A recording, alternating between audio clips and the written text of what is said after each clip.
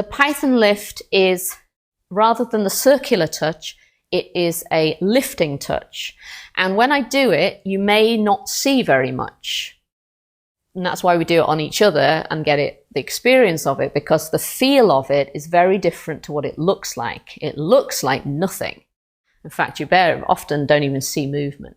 But when you feel it, it's quite intense. It can be quite an intense thing. And what we're doing is just supporting the skin upwards a little bit, just as far as it's happy to go, pausing and holding it there, and then supporting it back down again. So it's not a kind of lift drop, it's a support up and then support back down.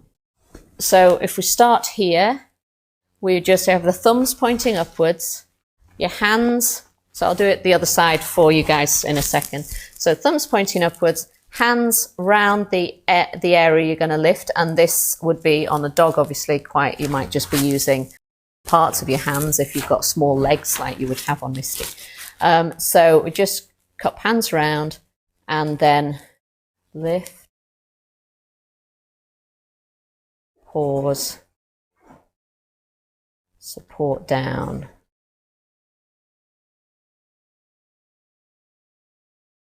then lift, pause, support down. It's a really slow support down. Lift, pause, support it down, and lift, pause, support it down. And then we kind of go down to the bottom to finish. We often do it on limbs, on the dog's legs. You can do it on a giddy dog to try and just sort of grounding them a little bit. If you've got dogs that are stiff in a particular area, so if they've got stiff limbs, you could do it for that. So it releases some of the tension. If they're stiff in the shoulder.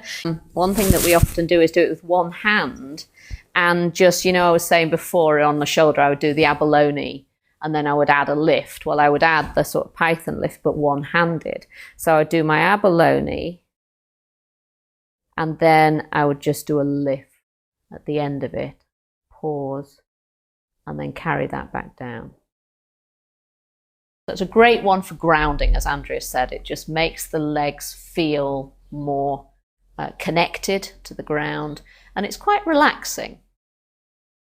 For most dogs, it is always bearing in mind, whatever we do with the dogs, we are observing them, we're looking at their reactions, we're seeing if they're trying to get away, and we're not forcing any of this on any of them.